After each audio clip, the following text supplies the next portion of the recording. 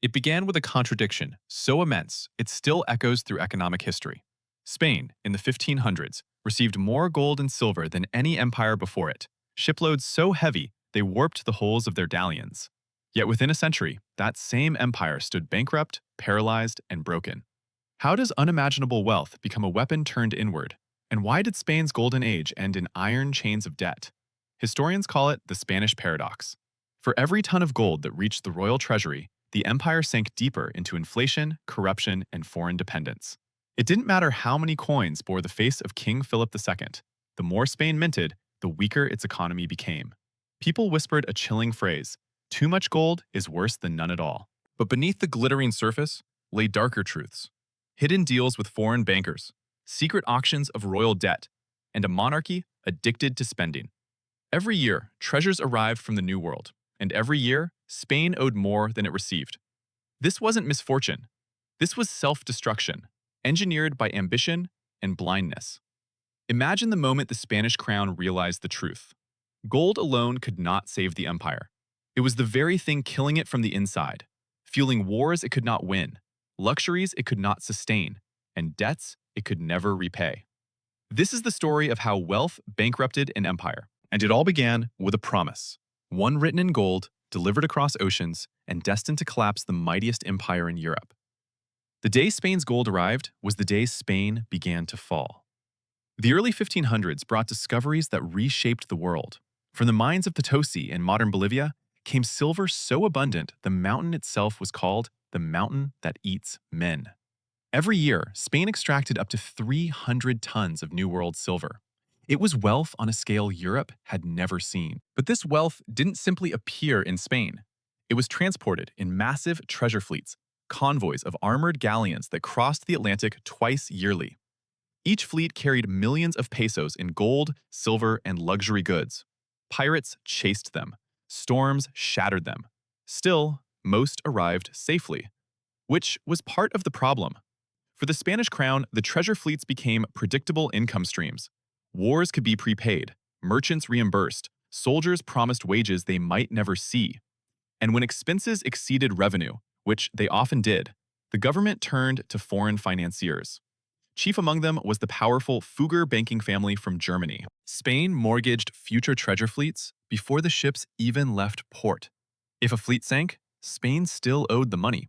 If war costs ballooned, Spain borrowed more. By 1557, King Philip II had borrowed so heavily that the empire entered its first state bankruptcy, ironically, at a time of unprecedented riches. The empire's wealth created an illusion of stability. Artisans, farmers, and craftsmen abandoned their trades for government positions funded by silver. Domestic production collapsed, forcing Spain to import basic goods, ironically, paid for with the very silver draining its economy. The country became wealthy without producing wealth. Inflation surged. Between 1500 and 1600, the price of wheat in Castile increased nearly fivefold. A loaf of bread became a luxury. Silver flooded the markets, but its value fell with every shipment. Economists today call this the price revolution, a century-long surge tied directly to Spain's rivers of gold and silver. Meanwhile, Spain's enemies watched closely. England, France, and the Dutch Republic understood something Spain refused to see. Wealth is not what you have, but what you create. They invested in shipbuilding, textiles, industry, while Spain drowned in imported luxuries. The stage was set for a turning point. Spain had the gold, its rivals had the factories, and soon the empire's greatest treasures would become the chains that bound it. The year was 1588, and Spain prepared the largest fleet Europe had ever seen, the Spanish Armada. It was meant to crush Protestant England and secure Catholic dominance. But behind the pageantry lay a hidden desperation. Spain hoped victory would justify its unsustainable spending. War is expensive. Spain poured silver into cannon foundries, shipbuilders, and foreign mercenaries. But English privateers, many secretly funded by Queen Elizabeth I, had already been attacking Spain's treasure fleets for decades. The empire was bleeding from every direction. The Armada's defeat was catastrophic. More than half of Spain's ships were destroyed by storms and English fire. Tens of thousands of sailors died. But the true casualty was financial stability. Spain had spent fortunes it did not have, and now had nothing to show for it. The crown scrambled for solutions. More borrowing, more mortgaging of future silver shipments, more pressure on colonies to extract metal at impossible rates. And every time inflation rose, Spain debased its currency, melting coins, reminting them, and eroding trust. Foreign bankers saw opportunity. They bought Spanish debt at discounts, then demanded high-interest repayment backed by gold shipments. The Fuggers, the Welsers, and Genoese financiers held Spain's treasury hostage. Spain, the richest empire in Europe, was now working for its creditors. Then came a moment historians still debate. Why did Spain never change course? Why not invest in industry, reduce overseas wars, or restrict silver imports? The answer lies in psychology as much as economics.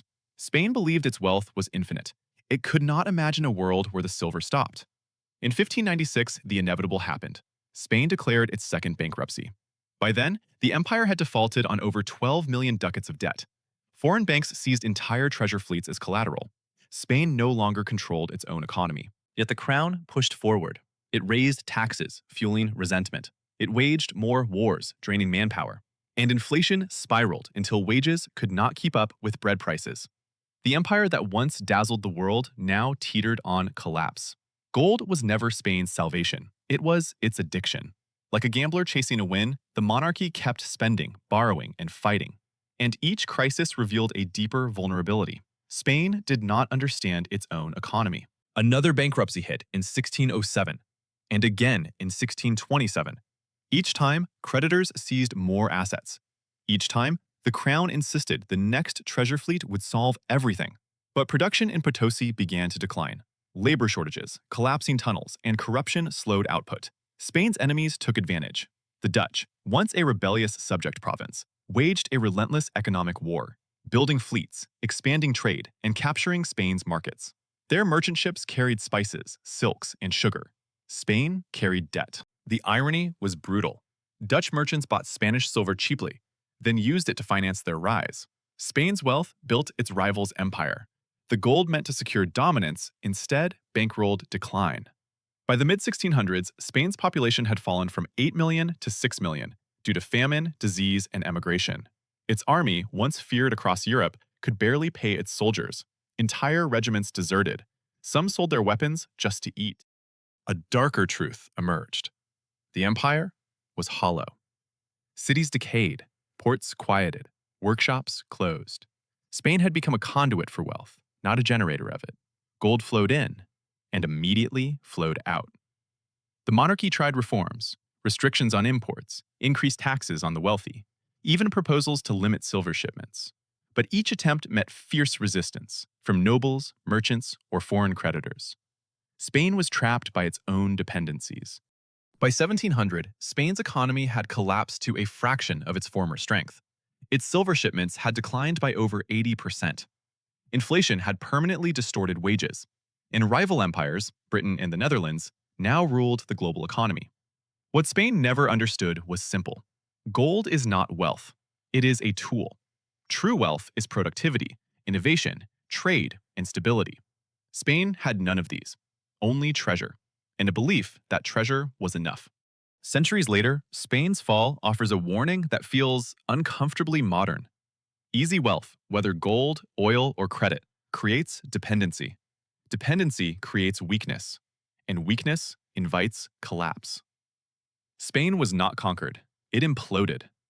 Economists call it the resource curse. Nations rich in natural resources often suffer slower growth, more corruption, and deeper instability.